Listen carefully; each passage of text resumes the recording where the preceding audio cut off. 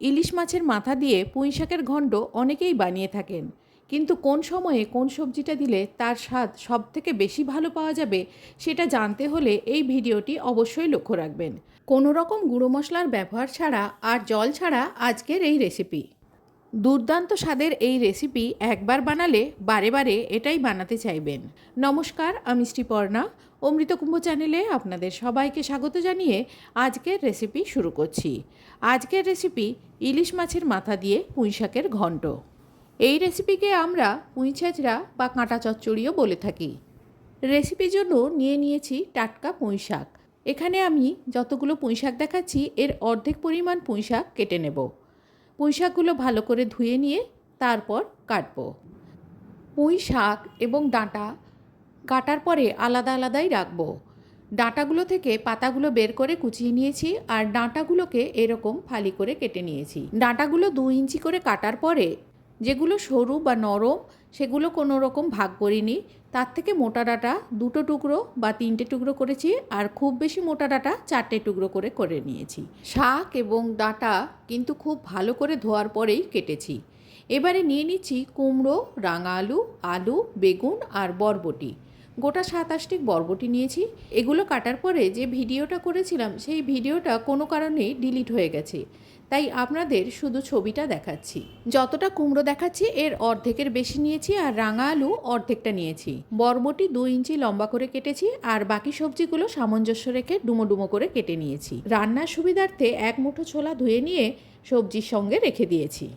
ইলিশ মাছের মাথায় ভালো করে নুন হলুদ মাখিয়ে রেখে দিয়েছি। আমাদের এখানের বাজারে এইভাবে মাথাটা কেটে দিয়েছে।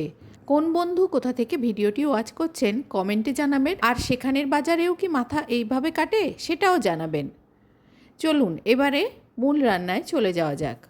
গ্যাসে মিডিয়াম ফ্লেমে কড়াই বসিয়ে দিয়েছি 3 চামচ সর্ষের তেল। তেলটা খুব ভালো মতো গরম হলে মাছের মাথার টুকরোগুলো এক এক করে দিয়ে দিচ্ছি। মাথার টুকরোগুলোর এক পাশ ভাজা হয়ে গেলে উল্টে দেবো অপর পাশ ভাজার জন্য। যেটার 3 পাশ আছে সেটাকে 3 বার ধরে উল্টে দিচ্ছি। এইভাবে বারে বারে উল্টে পাল্টে মাছের মাথার টুকরোগুলো খুব কড়া করে ভেজে নিচ্ছি, আর কানকোর এই পাতলা অংশটা খুব চেপে চুপে ভেজে নিচ্ছি। ওপর থেকে এভাবে চাপ দিলেই ভেতরের অংশগুলো সব ভাজা হয়ে যাবে। এইভাবে মাছের মাথাটা খুব ভালো করে ভেজে নিয়ে একটা বাটিতে তুলে রেখে দিচ্ছি। ভাজা মাছের মাথা তুলে নেওয়ার পরেও যে পরিমাণ তেল ছিল তাতে আরও 2 চামচ সর্ষের তেল দিয়ে দিলাম। এই রান্নাটা কিন্তু পুরোপুরি সর্ষের তেলেই হবে। তেলের মধ্যে দিয়ে দিচ্ছি 2টো শুকনো লঙ্কা, একটা তেজপাতা আর 1 চামচ গোটা জিরে। নাড়াচাড়া করে শুকনো লঙ্কা, তেজপাতা আর গোটা জিরে ভালো করে ভেজে নেওয়ার পরে দিয়ে দিচ্ছি কেটে রাখা আলু, আর একই সাথে দিয়ে দিচ্ছি বরবটি। তেলের মধ্যে নাড়াচাড়া করে আলু বরবটিটা ভেজে নেব। মিনিট খানেক ভেজে নেব বরবটির কাঁচা গন্ধ চলে যাওয়ার জন্য। এরপরে দিয়ে দিচ্ছি এর মধ্যে কেটে রাখা কুমড়ো, একই সাথে কেটে রাখা রাঙা আলুটাও দিয়ে দিচ্ছি। এরপর তেলের মধ্যে নাড়াচাড়া করে সব কিছু একসাথে ভাজতে থাকবো। ভাজা মাছের মাথাটা তুলে রাখার পর আপনাদের দেখানো হয়নি, তাই ভাজা মাছের মাথাটা এখন দেখাচ্ছি। এই সবজিগুলো মিনিট 3 নাড়াচাড়ার পরে অল্প অল্প ভাজা হয়ে গেছে।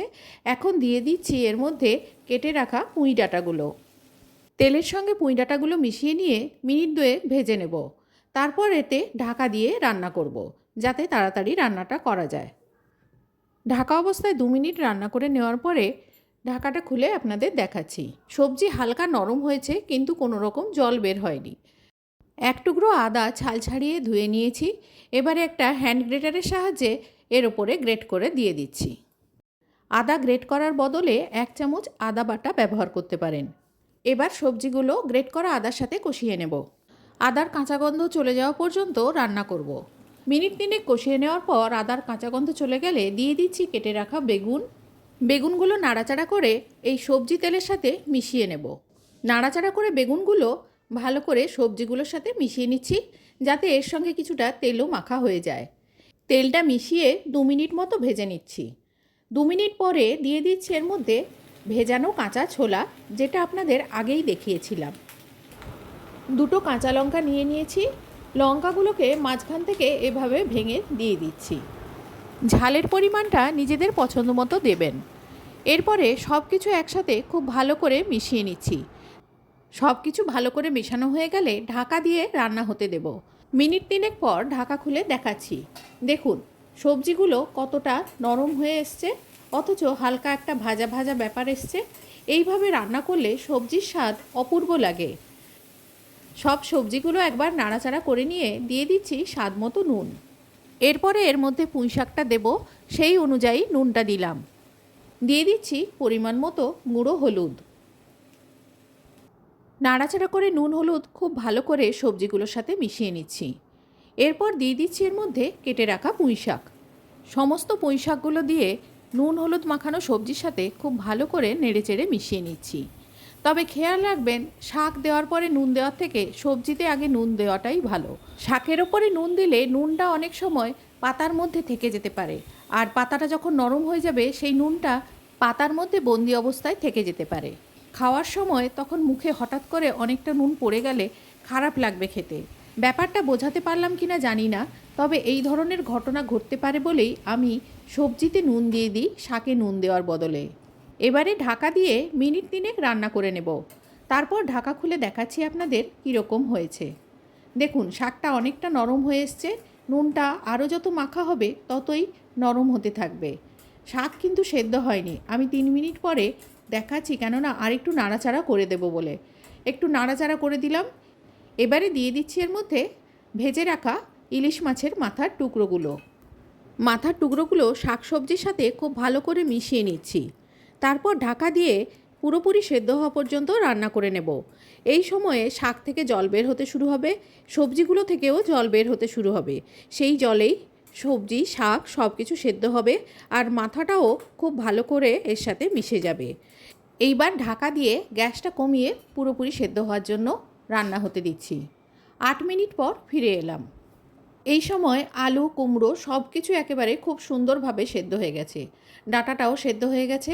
এবারে সব কিছু একসাথে একটু নাড়াচাড়া করে মিশিয়ে নিচ্ছি। কয়েকটা আলু কুমড়ো স্ম্যাশ করে দিচ্ছি। যারা খুব কাঁটা পছন্দ করেন তারা মাথাটাকে একেবারে মিশিয়ে নিতে পারেন। আমি খুব বেশি মাথাটাকে স্ম্যাশ করব না, মাথার ফ্লেভারটা আসার জন্য হালকা করে নাড়াচাড়া করে মিশিয়ে নিচ্ছি। এই তরকারিটা একটু ঘাঁটা ঘাঁটা একটু মাখো মাখো হয়, তাই এর নাম ঘন্ট। আর মাছের মাথা থাকে বলে এর নাম কাটা চচ্চড়ি। দেখুন এই রকম অবস্থায় একেবারে রান্নাটা তৈরি হয়ে গেছে। তরকারিতে মিষ্টি কুমড়ো ব্যবহার করা হয়েছে, সেই জন্য অল্প পরিমাণ চিনি দিচ্ছি। এখানে আমি 1 চামচেরও কম পরিমাণ চিনি ব্যবহার করেছি। চিনিটা দেওয়ার পরে মেশানোর জন্য 2 মিনিট মতো নাড়াচাড়া করে নেব। ততক্ষণে চিনিটা গলে যাবে। চিনিটা গলে যাওয়ার পরে গ্যাস অফ করে ঢাকা দিয়ে স্ট্যান্ডিং টাইমে 5 মিনিট রেখে পরিবেশন করে দেখাচ্ছি। 5 মিনিট পর তরকারিটা একটা প্লেটের মধ্যে নিচ্ছি। দেখুন তরকারিটা কেমন দেখতে হয়েছে। আর এখানে দেখুন মাথার এই অংশটা গোটাই আছে। আর এর স্বাদ যা হয়েছিল সেটা আমি বলে বোঝাতে পারবো না। আপনারা নিজেরাই এইভাবে একবার রান্না করে দেখুন, তখন বুঝতে পারবেন এর স্বাদ সত্যিই কতটা ভালো হয়। আজ এই পর্যন্ত, আবার দেখা হবে অন্য কোনো রেসিপিতে। সবাই ভালো থাকবেন, সুস্থ থাকবেন, আনন্দে কাটাবেন। ভিডিওটি শেষ পর্যন্ত দেখার জন্য সবাইকে অশেষ ধন্যবাদ।